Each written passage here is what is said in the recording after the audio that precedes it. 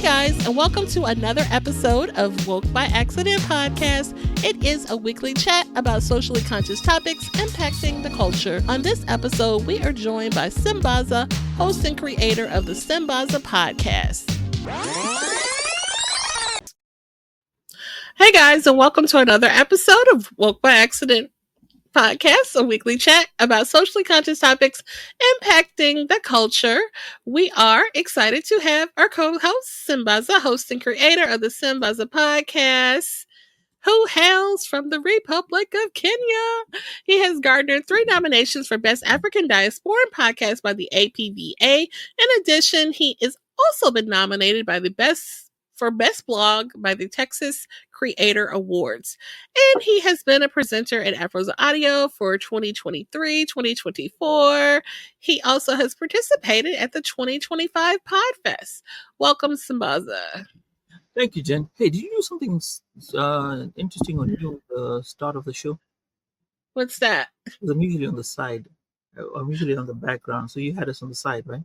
I did. I just wanted to highlight our topic today is acknowledging Mental Health Awareness Month, and May is Mental Health Awareness. So I found this little graphic to show.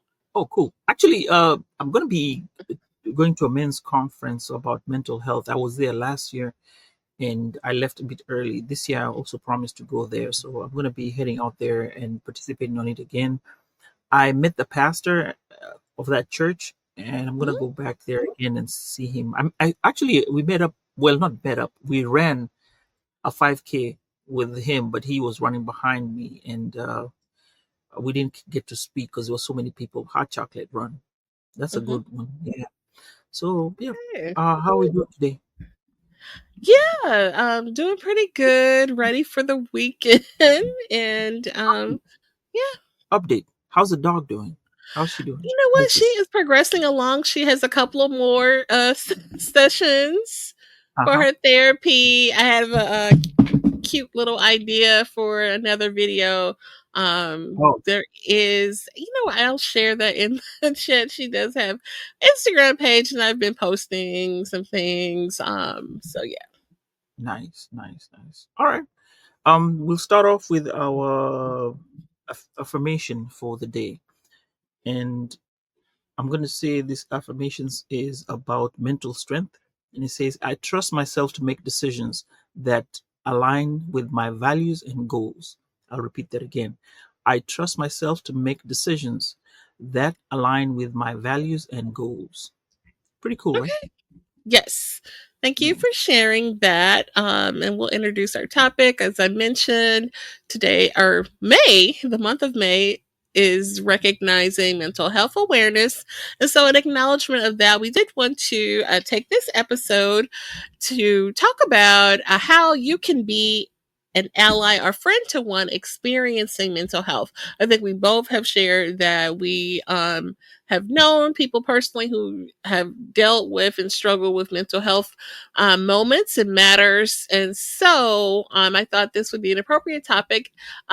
This is coming from the perspective of a non-professional. So how you can support someone in your circle that is dealing with mental health. Right. That's an interesting topic. It is. So for sure. And so we actually plan to dig deeper into mental health, and it actually may carry over into the next month and have one of our licensed therapist friends join us, to get more clarity and to acknowledge this topic even further. But I thought since just you and I today, we would get into it and talk about how we can support as non health professionals, how you can support someone dealing with mental health matters. Yeah, being an ally is tough. Situations are really tough, and I'm guessing we can figure out, extrapolate what we can do as allies, not as professionals, and then we can give out our experiences with regard to what's going on. I want to put a shout out to Ed, who's come onto the show. He says, "Peace and gratitude, family." And he has a question to start us off. What's the difference between mental health versus mental illness? Can we start off with that? Yeah, and so again, as we shared, this is coming from a perspective of non-professionals. We are just, we did a little research into how a non-professional can support someone who is dealing with that. I don't know if you want to take a look and see what you can find for a definition for the desired question. Actually, recently, go ahead. So when you talk about the difference between mental health, the health is like it's like a, to me, I'm looking at it as a parameter, like a 80%, 90%, whatever, and your state of mind and state of being. At that point, you are looking at yourself as how you are in relation to the your thinking capacity of you're aware of your senses, because when you talk about mental illness is totally different. Mental illness is Mhm. there's a lack of balance in your life, and with mental illness is something that you cannot evade. If I'm to understand correctly, it's something it's in you, and you have to deal with it. It'll never go away. It'll always be with you all the time. You can manage it with all forms of therapy, either seeing a mental illness expert, or you can take medicine. But see, with mental health, y- it is part of the mental illness together, but you can take it away and say, in terms of the mental health, is just how a person is in their being. Like you and I, we can wake up in the morning and you just don't feel like going to work. I'm just saying an example, not that we do that Mhm. every day, but at that point your mental health is not at full capacity or ready to work. That's how Okay. i would I would equate it in terms of health and illness. Hmm. No, and this is your interpretation, right? Okay. Yeah, so to me, and like again, non-professional here, we're just sharing, right?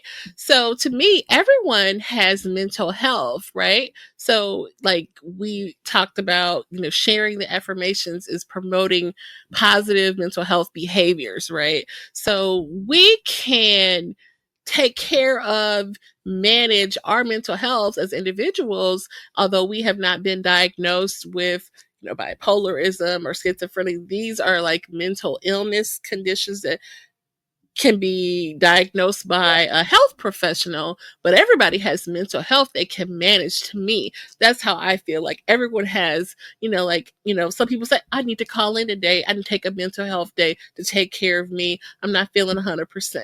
And I've done that. I may be sneezing, coughing, and I'm like, okay, I'm not going in with my germs.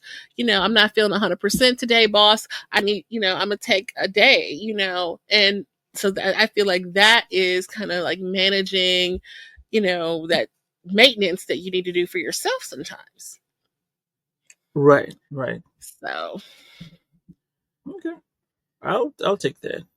yeah, and thanks for the feedback. We appreciate that. Okay, and We're looking go at on. allyship in the communities, right? Mhm. Especially in the Black communities, where the stigma and barriers to care are real. Man, when we talk about Mhm. Black communities ourselves, that's a major topic. But I think let's say for me, as a guy, right? Mhm. I've never been brought up to look at mental health or mental health as something that we would. I know mental illness, but mental health as a way of life, to be aware of your being or your state of your mind. Actually, it's a state of Mhm. mind. Mental health is a state of mind. To be aware of Okay. your state of mind, not something that we are looked at. You're always told to look at the positive side. Look at the positivity. We grew up looking at positivity. Now, I remember. I'm going to go with my African context. I remember when I was young, an incident happened. I think there was a bombing or something, like an accident, Mhm. not a bombing. Well, it was an accident, and there was this guy who came up. He's called Mr. Jenga. A lot of the Kenyans who will be listening to this will know him, and if you do a search on him, he is quite the guy who brought it out to people with regard to mental illness. So he Mhm. came out and was talking about this idea of, you need to be taken care of. You need a specialist to talk to you about a calamity that happened. And you see, with us Africans, we sit down and we talk about it, or depending on when you have something like a loss or something that's going to take your mind off, or like a calamity that's happened, people just sit down and talk to you. You talk about other things. You try as much to avoid talking about the subject. Now, if it's a person, like say a death in the family, you'll talk about the person, talk about their good times. You will tend to avoid the things that happen. It'll be spoken, but it'll be like on a hushed tone, but it's not going to be in the full length of things. I think that's our therapy. We become our own therapists. But in this case and scenario where something is happening and there's no family near you, you do Mhm. need a professional. And he was advocating for professionals to come out and people to go seek professional help. That was a Okay. mystery. It was not something that we were accustomed to. Mhm. And I think that has grown and changed, and people do talk about it. I remember watching a show today about some ladies in Kenya, and they were talking about they having a therapist like on call, and they can go to their therapist and talk about stuff. I wouldn't have thought about that in the 80s or 90s, but these Mhm. millennials, they do have them. Um, when I had a conversation with some men, African men. One of them actually said, "There's no way he's going to sit in the therapist's room and talk to somebody about his problems." Now, Mhm. I didn't go to discuss it further because I respected what he had said, but that's him. He feels that why would he give you my problems for you to just sit down there and listen to them? I could tell Mhm. them to a stranger, and a stranger will be able to tell me something else. It's one of those weird things that you agree to disagree because it's his opinion, his experience. So I let it go, but it kind of was like, oh, okay, we do have people who come from a different mentality, but I'm hoping that it's going to change. So that's my perspective when it comes to mental health. I can say per se in an African context. I don't know how you'd put it in a African American community, especially in a guy. I mean, that's an experience I I'll never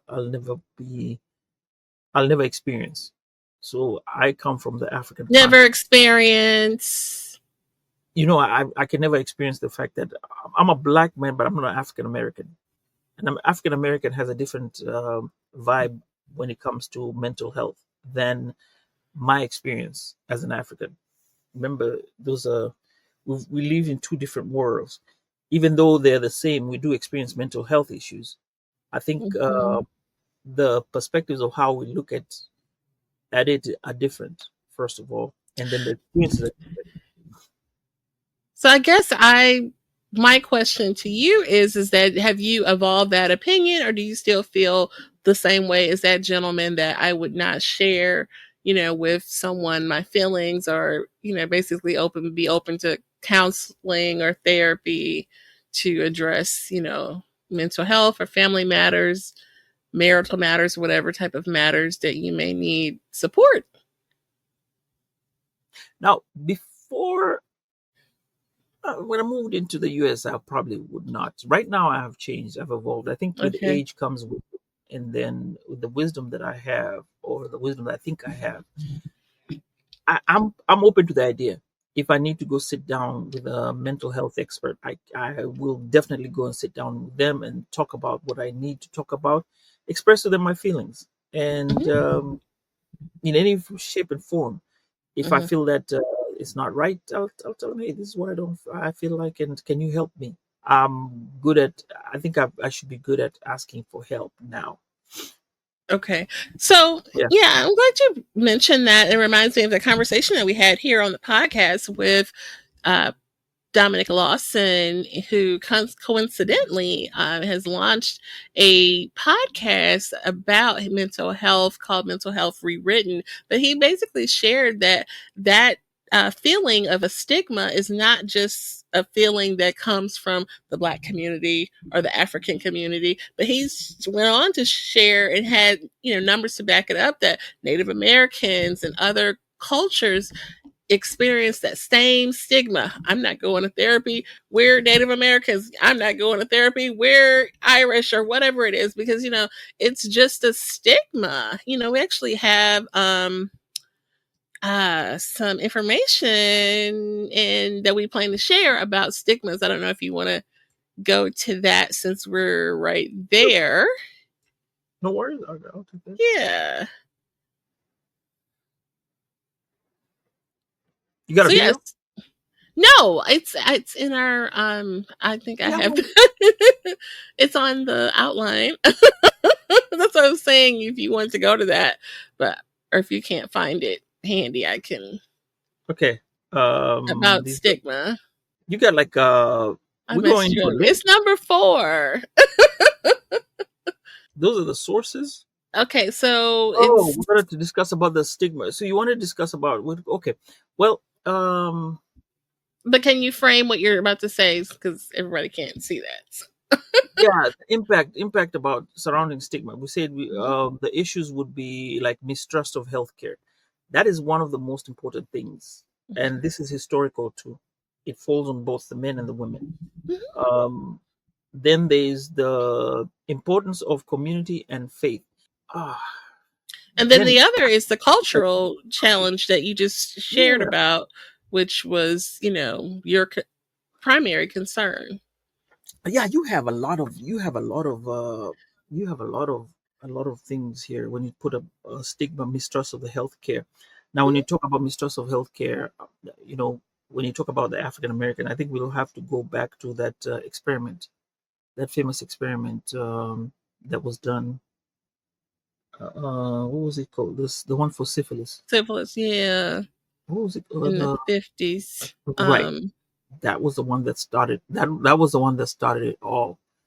um then I think with that, it kind of made people not be sure of what they want. And I've had this situation. I think if you go to my podcast and listen to one of the episodes that I talked about with my sister-in-law, she was talking about even when you went to the doctor back in the 70s, um, they would tell you, don't say anything to that man, the doctor, because the doctor was white.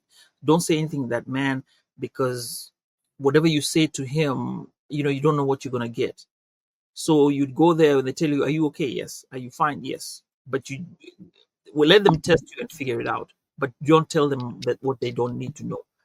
So I think that is one of the mistrust of the healthcare. And then when you get into the community and faith, now when you say community, I think what maybe I'll put it like this: the community around you determines pretty much a lot of what goes around. Hmm. If you bring these services for healthcare and your community accepts it, then it flows over to the young ones because they see an example. What do kids follow? They follow examples. If they see an adult doing something, they will follow that example. If you eat Brussels sprouts, your child will definitely eat Brussels sprouts. If you take a walk every day, your child will remember, even though they cannot take a walk. This is something that will be ingrained in their mind that they'll take a walk. So you have that with the community. The faith-based stuff is we are Christians, Muslims, and when we or whatever religion we subscribe to. Hmm. I think being religious. I'm going to put it at a blanket and say being religious, whatever faith you follow. When you listen to the word that you're given by the man of faith, whoever is going to be standing in front of you, when they tell you stuff, I think that also helps you become a better man, and be susceptible to trying stuff that they tell you, because they have a power in them to be able to move masses to do things. So you'll notice that if your pastor says, "Hey, we're having a drive, a blood drive.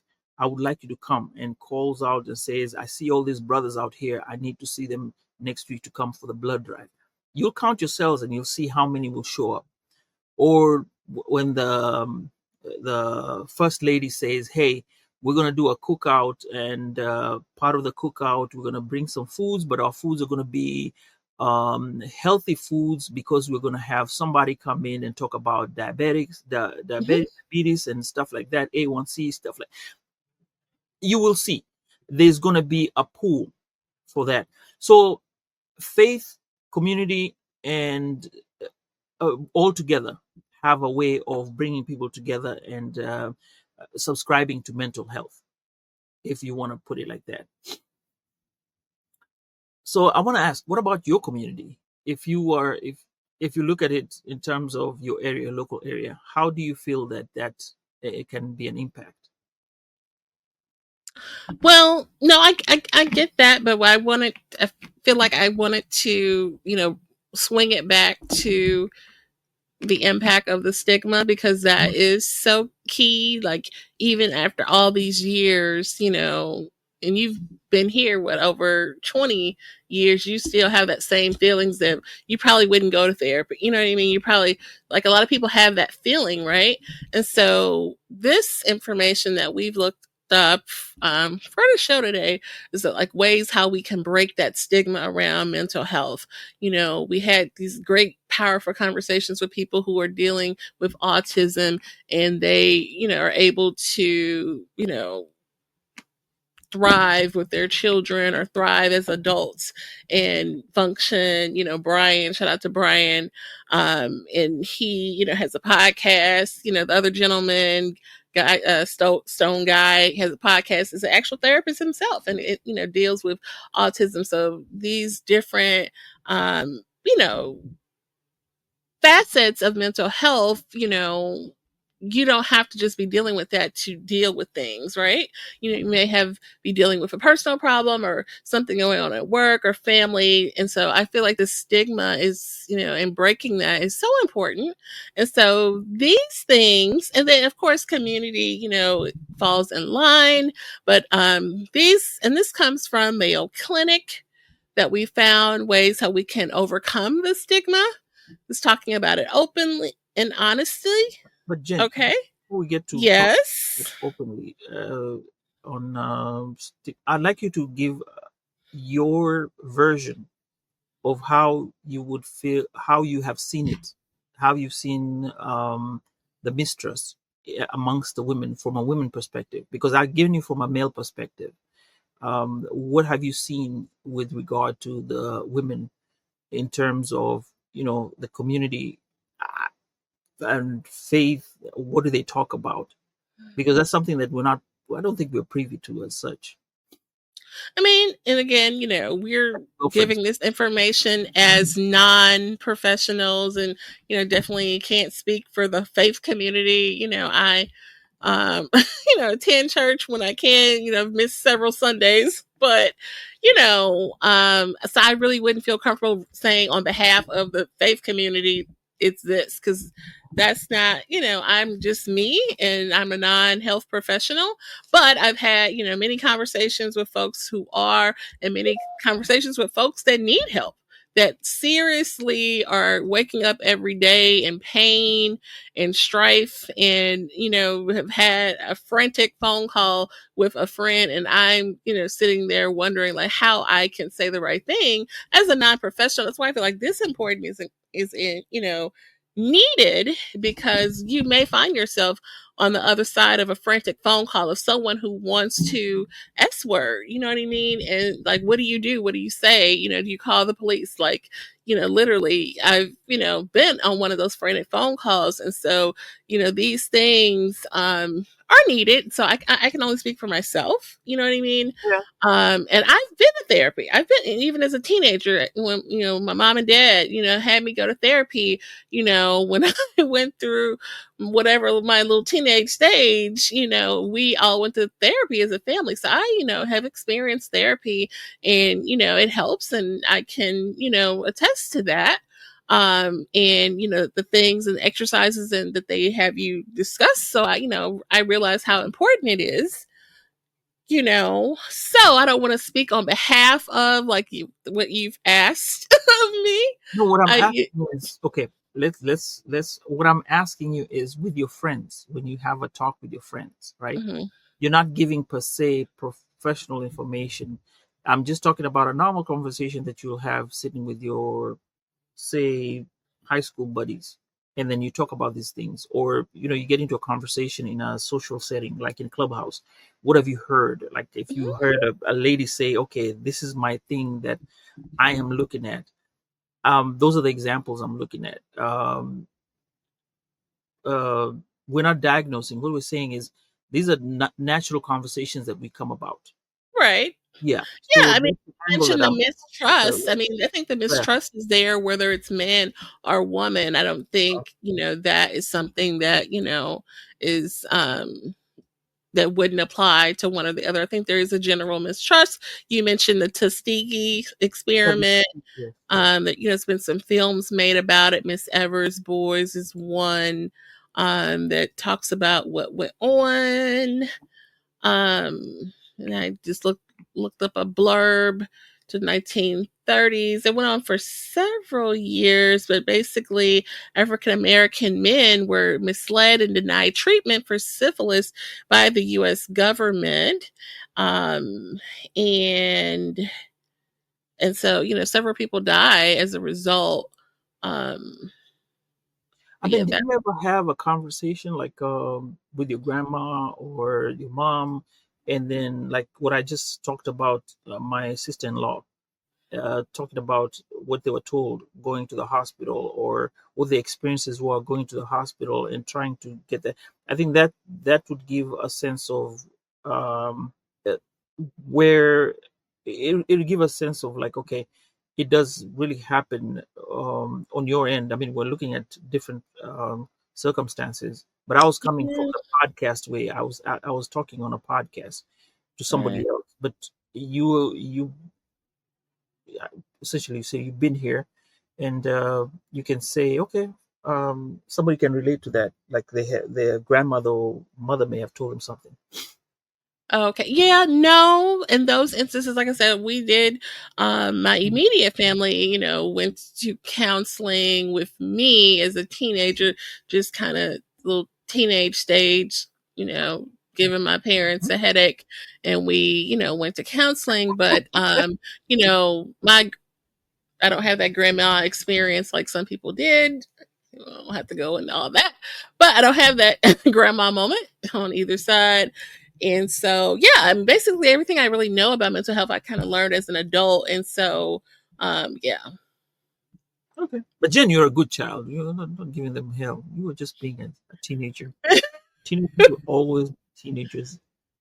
I mean, I was stressed back then, and it's even silly even repeating it, but my parents had me later in life, and so it was just a different, maybe had they been the younger parents. I think a lot of people have children younger, back in those days, and so my parents are older, dealing with me as a teenager, so their interpretation of the things that I was going through, even so, like staying up late on the phone, it was like a big deal, where it may not have been a big deal if you're only what 19, 20 years older than your kids or something.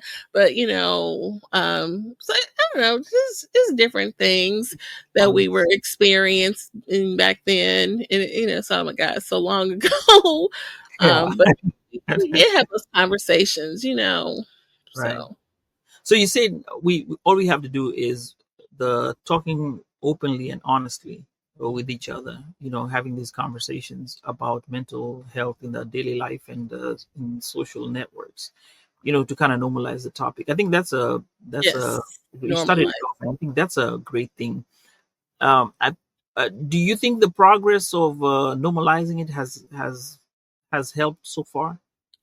I mean, I feel like it's making a turn, Hmm. it's making a tide and a curve towards Hmm. that. We have media personalities, some of our favorite people that we see on TV or YouTube, talking about mental health, encouraging, the advertisements that you see for virtual, counseling that you can sign up for with as easy as clicking a button. So I feel like there is a shift that it's, media is mentioning it more, that it is okay to have, you don't have to go into a dreary, dark office. You can have these conversations, you know, from the comfort of your home, virtually even. And so I feel like that makes people feel comfortable and, makes it more normal, normalizing it. So I feel like we are shifting that way. Yeah, and also the educating part. When you talk about educating yourself and others, um, when you learn about especially mental health conditions and the illnesses, Mhm, it is something that you have to sit and learn. I I did have I do have a sibling who is having mental health conditions. Actually, she has mhm, mental illness. And at first, when it was being put out, people would come and think that, oh, it's like something religion you have to be prayed for, and then it'll be going away. And I was like, no, no, no, no, no, this is not going away. It has mhm. to be taken care of. There's medicine to be taken, and then you need a caregiver. It's like a job. It's like the caregiver is 100% because it never goes away. So it's always going to be there. So what people need to do is to learn about those conditions. I Right. took upon myself to learn about the condition and what we need to do and how we need to help the person.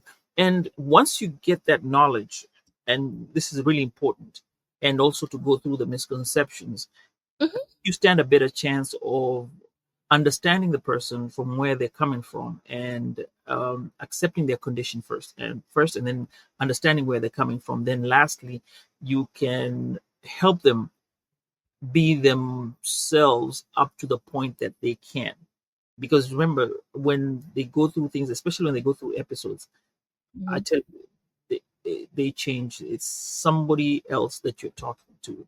mhm. And you just gotta be there. You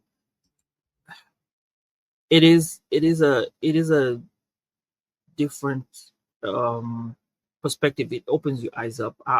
I'll be honest with you, on this podcast.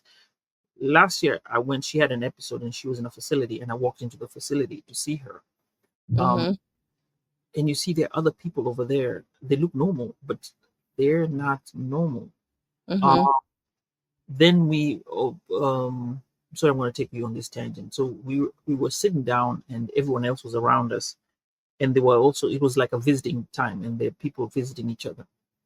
The differences that each one of them was projecting or was expressing when they were being visited by their people, or their relatives, was totally different, totally Mhm, different. mhm, And you're sitting there because it's like a circle spot.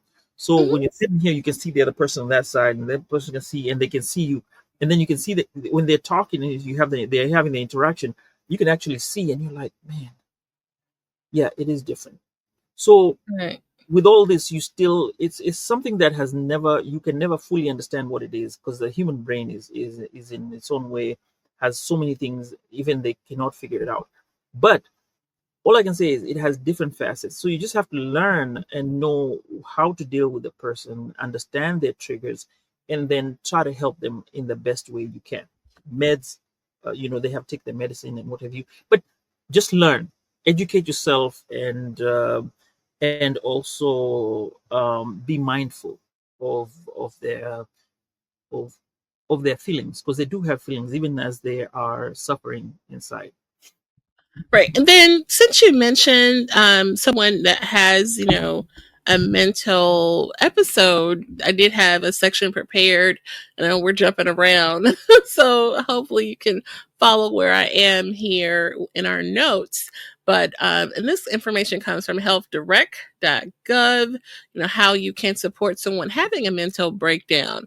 And you've mentioned some of these. I think you just kind of were sharing from actually dealing with it, but this is actually from Health Direct, listing and offer reassurance, which you've mentioned, that stay calm and patient as how you can help. Suggest grounding or calming activities. And the examples of those are to go for a walk, to find a quiet place, or do a simple grounding activity together, like deep breathing and listening to music. And so we, on some of our recent episodes, we talked about deep breathing and how important that is and how effective breathing is. And, I've actually, had an opportunity to do some breathing exercises recently, and it helps for sure. And then listening to music, and we talked about oh god, what are those beats called? Binary beats. So binary beats, can be effective for listening to affirmations and just really finding that quiet place that can impact anyone, not necessarily when just having a episode, but just for your personal mental health that needs to be tended to and maintained, just everybody, right? Some other ones, helping with practical tasks like preparing a meal, helping with chores. Some things as simple as chores can drive someone up the wall. Because I'm not sure who's gonna see this. I have seen someone who deals with, I guess they've been diagnosed with ADHD, get stressed out to the point of frenzy over chores like ironing in a big pile, and just chaos all over, things stacked here and there, clutter, and just it'll drive somebody up the wall. So imagine someone who's trying to support saying, hey, can I help you with that? Can I take something off your plate? It's that's support. That's support. You know what I mean? Support can be the littlest thing, right? Preparing a meal, oh, let me DoorDash you a meal. You know what I'm saying? Oh, let me, help you with your ironing your clothes. You got a big stack that need to be ironed. Let me help you with that. Oh, you gotta sort, the room is cluttered. Let me help you with that a little bit, right? So these are things, even though small, can help. And also, when they say encourage the social contact, because some of these people, when Mhm. they are experiencing their breakdowns, or depending on what there is, and these are different, they'll behave in a different way. You will, if it's somebody close to you, you'll know their triggers. They'll probably go quiet, they won't talk to you, or they'll just sit somewhere. Mhm. Or if some people can be bubbly at one time, then a few minutes later they just become something else, and you're like, okay, what happened? So these are the things. Maybe a walk, take a walk. you know Try and encourage a walk. You just walk and get a fresh, get fresh ideas. um that could be one of the things that you can do that can help. Or just sit down with the person. Sometimes they just need company. Just have Right, here and correct. just sit and look at them, and you look at each other, just sit in the room.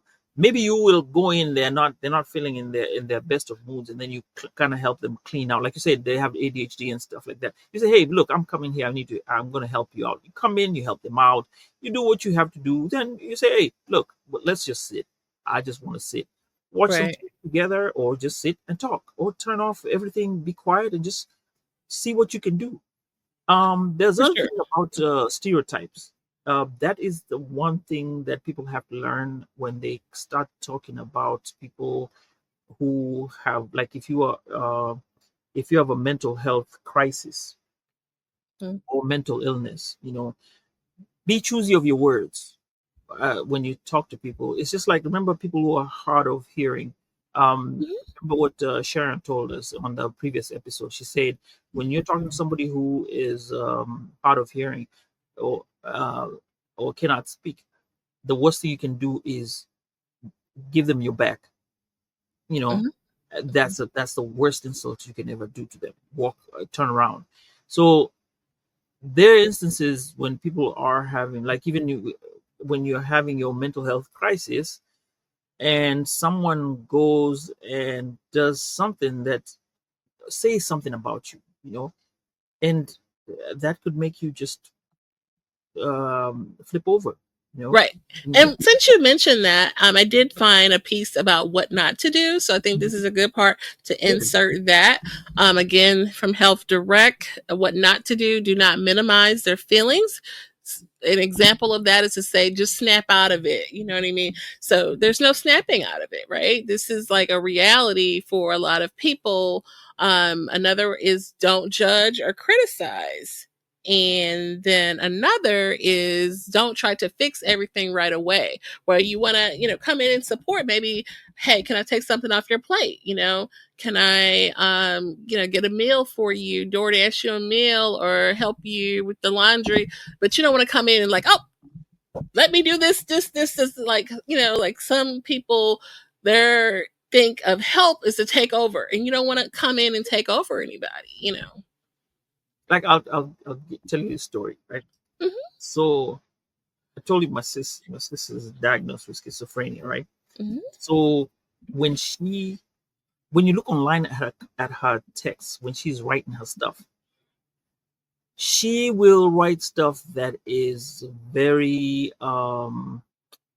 very precise, great English. When I say vocabulary is at par, people don't realize what's going on, but they think it's normal. That when you tell them, look, no, she's not okay, she is not okay, people just look at me like, what are you saying? And then they look at what is being said. Or even when she writes, Mm-hmm. like, she can write notes and she can write letters. Man, the handwriting, nice, perfect handwriting.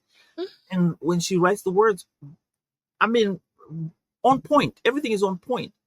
But to a normal person from the outside looking in, they'd be like, oh no, she's a normal person, and nothing's wrong with her, because she'll be dressed well and she'll be well.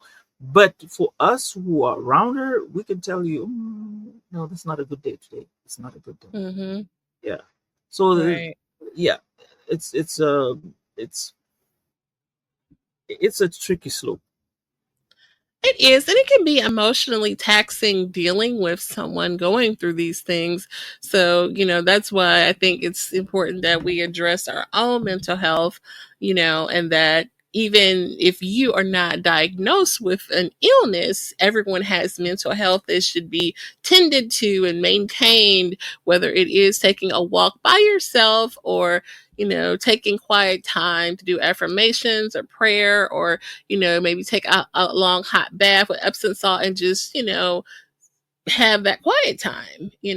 Those are things that can really, support positive mental health behaviors from what we've learned. So, Right, right.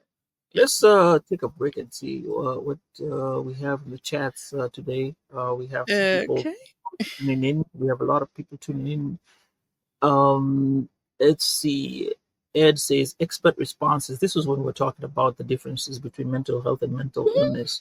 Mm-hmm. And then he talked about, oh, with all due respect, when the police pull you over, my brother, they don't see an African. They see you the same as I, and we know the name that is. Yes, that is true. When the police pulls you over, they have no idea what the difference is. Yeah. So mental health is a universal thing, not a cultural thing. Sure. True, Sure. true. It does transverse everyone, and yeah, it is. It is. It's just the way different. It's the way people look at it. It's the mindset. It's actually the mindset. It is. It is. So uh, I'm gonna go. I'm gonna say it is a culture thing. Okay, it's not a. It's a universal thing. Yes, it is universal, but the culture plays in how the response to mental health issues, because culture. True, but you're not the only culture dealing with that. So, No. That's what yeah, I'm saying. yeah. There are thousands and thousands of culture, and culture is not tribal. Culture is different ways of where you are, how you take things. Now the culture determines how they will look at the mental health. Remember what I said, when we look at people experiencing things, um we try to we kind of, I don't want to say we gloss over it, but we give that sense of, yes, we talk about it, but we try and get your mind off of the subject matter for us for some time, like you're put in a cocoon for that time, and then you Mhm. experience the good, not good stuff, but you experience something else, and then you're brought back to where the issue is, and then kind of, it's like you being taken into a seesaw back and forth to your mind until it settles, Mhm. not being pushed into directly to what it is going on. Now, there's some cultures where, and I don't know, maybe they just, okay, this is the thing that's happening. This is reality. This is what you're going to deal with. This is what it is. This is, um, and I think that's where there's a difference with the culture. The culture is what determines how we respond to it. So Mhm. I think, Mhm. Brother Ed, you've locked onto something there. Appreciate your contribution. For sure, for sure. Mhm. So, So any, I guess, quick break. We gotta talk about our proverb of the day. okay, We didn't talk about it. Yeah. okay, So the proverb comes from Mali, and Mali is one of the countries. It was once a part of three great pre-colonial Sudanic empires: Ghana, Mali, and Songhai. They have the largest mud brick building, which Mali is a home to the Great Mosque of Djenne, which is the world's largest mud brick building, standing about 20 meters tall. And the Musa, the Mali Empire was ruled by Mansa Musa, one of the richest men in history, whose wealth was estimated to be 400 billion in today's money. Ooh, look at that! Look at that! Look at that! So, today's proverb says, "A man with too much ambition cannot sleep in peace." A man with too much ambition cannot sleep in peace. What do you think? What can you? How can you? How can you? so I'm seeing a man's actions are more important than his ancestry. So, a man with too much ambition. So you have a lot of ambition. You cannot sleep in peace. Um, Man's actions are more so what do you think? You would have. So I think when you have too much ambition, to me, okay, here's what I'm going to say. You have too important. much ambition. You are not going to. Uh, you're not going to focus Mm-hmm. on your sleep, because sleep will not be one of your most important thing. So you're trying to be more ambitious, like, okay, I want to do this, and this, and this, and that. Well, you'll forget sleep, which is the most important thing. You need like at least 8 hours of sleep, or 6 to 8 hours of sleep, and then after that, you wake up refreshed. So taking that off means you will not be in peace. There you go. Yeah. Interesting. Okay. Thank you for sharing the proverb. What about you? What do you Um, say about the proverb? no, I received that. I guess I haven't heard that one before. Okay, Um, take a shot at it. no, A I mean I man think with too much ambition cannot sleep in peace. yeah, I mean like you said, because of your hectic lifestyle or your business has involved you so much as a or consumed you as Mm, so much as a person, there's sacrifices because of that. It kind of actually makes me think of P Diddy. Actually, kind of sadly, that's been a topic that has been all over the media. But just thinking about some of those things, like he would use as like inspiration to aspiring artists and things like that, like you don't sleep, you hustle, and like, and other people say it too, like, you know, hustlers don't sleep, and things like that, or people who are driven don't, rest, and You gotta walk here and get the cheesecake, whatever. But at what cost though, right? You know what I mean? So yeah, or I like that. success and all that. Yeah, I like that. That's great. Okay, we can go back. Yeah. So it's definitely some sacrifices when live your lifestyle a certain way, when, business and money and success is, what consumes you, right? So yeah. Right, right, definitely, definitely. Okay, All right. so let's get back into the mental health illness or mental health awareness. I told you I was going to go to a top, not a topic, but talk this weekend, Uh-huh. and kind of hang out with them and see what they're talking about. And usually they bring in somebody from they bring somebody from outside who comes in and talks. So I'm really anxious to see who's going to be there this year. But it's men and they come and chat and love it. I wish I could have more of these though. Yeah, absolutely. All right. Well, we'll go ahead and wind it down. We thank you guys for tuning in, whether you're catching this on the live uh, taping or the replay. We appreciate you for tapping into this episode, and the audio will be available very soon. Any additional thoughts, Sambaza, before we wrap it up? Oh, you guys, you can find me at Sambaza Podcast anywhere on Apple, Spotify. Well, there's no more Google, but TikTok and anywhere at Sambaza Podcast. Wow, what can I say? You can buy you a coffee. I got good reviews on the last episode, last two episodes I did about Mr. Tom Wolfe on my podcast. This was an older guy talking about he's lived in Kenya for a long time, worked with the Peace Corps, and I've had good reviews about that particular episode. And I'll post it on my socials. And hey guys, you can always buy me a coffee. I'll never say no to a coffee.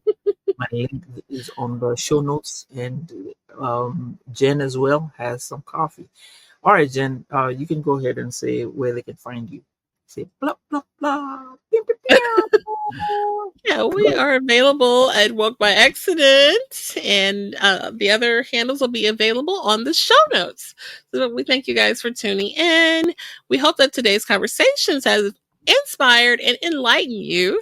If you found today's episode meaningful, please consider sharing it with friends, family. Our collective awareness and advocacy play a crucial role in creating positive change. We invite you to stay tuned for more engaging content, and we look forward to continuing these important conversations in the future. So, with that, we thank you again, and everybody take care.